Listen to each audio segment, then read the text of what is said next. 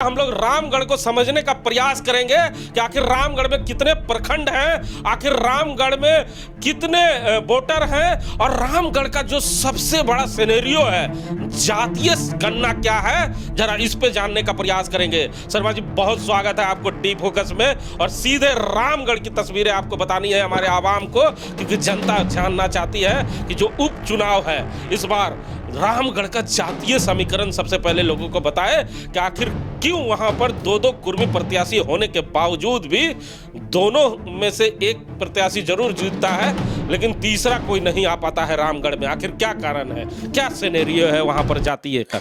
सबसे पहले तो बहुत बहुत धन्यवाद हिमांशु जी।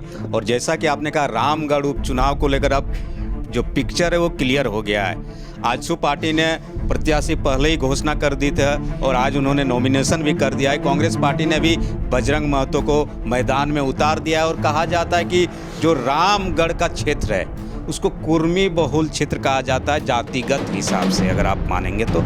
जो राजनीति में भले ही या हमारे देश के संविधान में कहा जाता है कि जाति की बात नहीं होनी चाहिए, लेकिन जब भी आप चुनावी मैदान में जाएंगे तो सबसे बड़ा फैक्टर जाति ही होता है और जातिगत आधार पर ही प्रत्याशी भी उतारे जाते हैं और वोटिंग भी होती है। तो आप रामगढ़ में जातिगत समीकरण को अगर आप देखेंगे तो सबसे अधिक संख्या में रामगढ़ के चारों प्रखंड में 90,000 के आसपास वोटर्स है कुर्मी जाति से, यानी लगभग 1 लाख वोटर हैं पूरे रामगढ़ विधानसभा में कुर्मी जाति से। इस कारण भी इस जाति का वहां पर सबसे ज़्यादा महत्व माना जाता है चुनाव को देखते हुए हिमांशु जी। और उसी लिहाज से एक बार फिर दोनों ही एक ही जाति से जरूर प्रत्याशी हैं, इसलिए कहा जाता है कि अगर दोनों जोर लगाएंगे तो इस बार भी कांटे की टक्कर देखी जा सकती है जी। आगे जातीय समीकरण जरा लोगों को समझाएं कि अगर मान लीजिए एनडीए के जो प्रत्याशी और गठबंधन के प्रत्याशी हैं, क्योंकि वहां पर आदिवासी वोटर भी होंगे, मुस्लिम वोटर भी होंगे, सवर्ण के भी वोटर होंगे। कहा जाता है कि भारतीय जनता पार्टी के साथ वैश्य वोटरों का एक समर्थन रहता है, तो मुस्लिम का गठबंधन के साथ रहता है। तो जरा इस सिनेरियो को समझाने का प्रयास करें। पहले आप महागठबंधन के प्रत्याशी के बारे में बताएं कि अगर कुर्मी वोटर 90,000 है तो और किस जाति का उन्हें समर्थन मिल सकता है और उनकी संख्या बल क्या है? जी बिल्कुल, महागठबंधन के प्रत्याशी बजरंग महतो अब हो चुके हैं और ऐसे में कांग्रेस पार्टी का कहा जाता है कि सबसे जो बहुमत वाला वोट होता है वह मुस्लिम समाज का होता है, मुस्लिम कौम का होता है। और ऐसे में कुर्मी समाज से तो उनका अपना लगाव है, इस कारण जितने भी वोट उधर से आएंगे वो आएंगे ही। लेकिन अब रामगढ़ की अगर बात करें तो मुसलमान के वोटर्स लगभग 35,000 हैं हिमांशु जी, यानी 90,000 कुर्मी जाति के और 35,000 मुस्लिम कौम के वोटर्स हैं। ऐसे में मुस्लिम कौम के वोटर्स को अक्सर कहा जाता है कि बीजेपी जिस तरफ जाती है उस तरफ मुस्लिम समाज के लोग नहीं जाते हैं। तो ऐसे में आजसू पार्टी की तरफ से इस वोट को तो ना नुकुर होगी ही। ऐसे में अगर कांग्रेस चाह लेगी तो ये जो मुस्लिम कौम का वोट है, और कहा जाता है कि शहजादा अनवर अभी कार्यकारी प्रदेश अध्यक्ष भी हैं, रामगढ़ से ही है संजोग से, अगर इस वोट को कांग्रेस पार्टी तब्दील कर पाती है अपने लिए वोटिंग में तो उनके लिए बहुत ही फायदेमंद होगा और जीत का रास्ता खुल सकता है हिमांशु जी। मुस्लिम वोटर्स को अगर साथ कर ले, 35,000 की वोट है रामगढ़ में। आदिवासी वोटर के बारे में बताएं। आदिवासी की 20,000 वोट है पूरे रामगढ़ विधानसभा के चारों प्रखंड में। ऐसे में आदिवासी समाज क्या अगर कहा महागठबंधन में अभी सबसे पहले तो आप करें कि हेमंत सोरेन जी अभी मुख्यमंत्री है। ऐसे में हेमंत जी खुद उन्होंने जब रजरप्पा आए थे माँ छिन्नमस्तिका के दरबार में तो उन्होंने साफ साफ कहा था कि रामगढ़ के चुनाव में मैं 4 दिन खुद विधानसभा में रहूंगा, यानी उन्होंने साफ साफ संकेत दे दिया था कि मैं क्या करने जा रहा हूं रामगढ़ में। और अगर वो 4 दिन सही में कैंप कर जाते हैं तो ये जो आदिवासी समाज है 20,000 की जो वोटिंग है वो बड़ी संख्या में कांग्रेस की तरफ तब्दील हो सकती है। हालांकि इसमें एक और फैक्टर आपको बता दूं कि बाबूलाल मरांडी भी मैदान में रहेंगे ही रहेंगे। और ऐसे में बाबूलाल मरांडी एक बार वहां से उपचुनाव भी जीत चुके हैं रामगढ़ से ही। जब वो सीएम बने थे उस समय सांसद हुआ करते थे और उन्हें सांसद ही छोड़कर विधानसभा में आना था तो पहला उपचुनाव उन्होंने रामगढ़ से ही लड़ा था और रामगढ़ से ही जीता था। इसीलिए कहा जाता है कि सहानुभूति तो बाबूलाल के साथ भी आदिवासी समाज की होगी। ऐसे में अब देखते हैं कि मुख्यमंत्री जी आदिवासी समाज के वोटर्स को अपनी तरफ ले जाते हैं या बाबूलाल जी।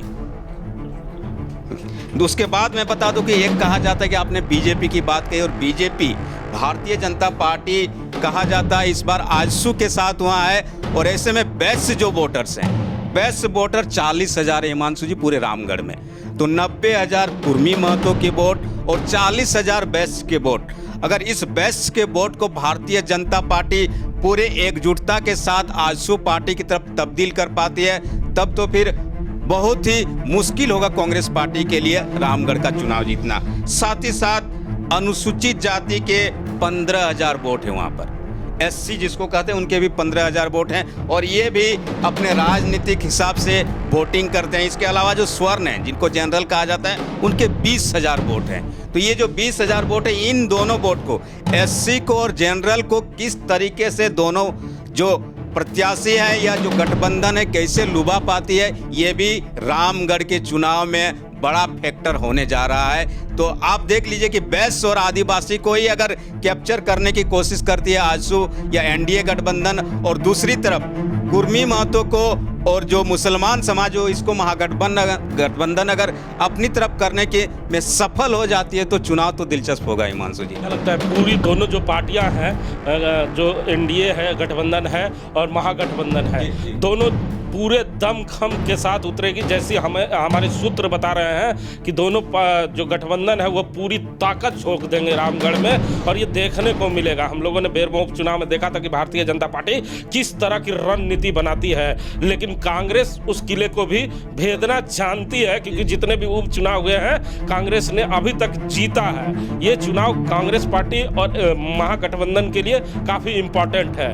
लेकिन हमें आप ये बताएं कि इतना होने के बावजूद भी, क्योंकि कैंपेनिंग शुरू हो चुकी है और आजसू पार्टी इस बार अपना जो प्लान है वो प्लान दूसरे तरीके से काम कर रहा है, क्योंकि सोशल मीडिया से आउट है, अखबार से आउट है, और बहुत छुपे तरीके से अपने नेताओं को भेज रहे हैं। तो क्या लगता है अगले बार उनके हार का कारण और इस बार उनके जीत का कारण क्या बन सकता है, या ममता देवी को पीछे करने में क्या वो कामयाब हो पाएंगे उनके पति? बिल्कुल, जैसा कि आपने कहा कि ये जो चुनाव है, उपचुनाव रामगढ़, इससे पहले आपने बेरमो की या मांडर की बात की, ठीक है वो समय से पहले का चुनाव था, भारतीय जनता पार्टी या एनडीए हार गया, बहुत ज़्यादा असर नहीं हुआ। लेकिन ये जो चुनाव है 2024 के लिए अग्नि परीक्षा है दोनों गठबंधन के लिए हिमांशु जी, इसलिए दोनों जबरदस्त जोर लगाएगी इस चुनाव को अपने पक्ष में करने के लिए, मतदाताओं को अपने पक्ष में वोटिंग करने के लिए। और ऐसे में दोनों ही पार्टी के आपने देखा कि किस तरह से रणनीतियां तय होती है, और उस रणनीति के हिसाब से जातिगत फैक्टर के आधार पर जातिगत बड़े नेताओं को, विधायकों को, सांसदों को, यहाँ तक कि पूर्व मंत्री या वर्तमान मंत्रियों को भी क्षेत्र में कैंपेन कराया जाएगा। और उसके आधार पर आप देखिएगा कि रामगढ़ के एक एक प्रखंड का एक एक पंचायत आपको नेताओं से भरा हुआ जरूर मिलेगा 2-4 दिन बाद से, और आपको लगेगा कि कोई मेला है और राजनेता इस तरह नजर आएंगे। क्योंकि राजधानी भी नज़दीक में है, इसलिए लोगों को दिक्कत भी नहीं होगी, और दोनों इतना ज़बरदस्त जोर लगाएंगे, कोई पीछे रहना नहीं चाहेगा हिमांशु जी वहाँ।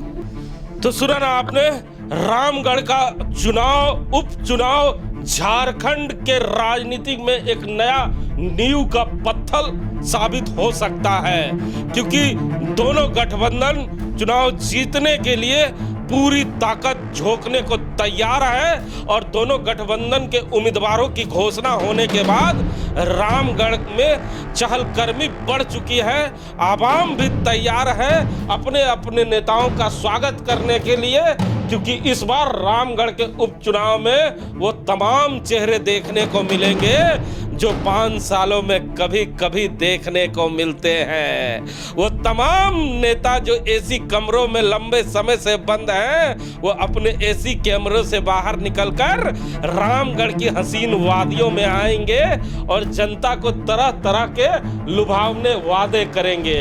अब देखना है कि रामगढ़ की आवाम किस गठबंधन पर कितना विश्वास जताती है, ये आने वाला समय ही बता पाएगा। कैमरामैन देवेंद्र के साथ जीपी हिमांशु।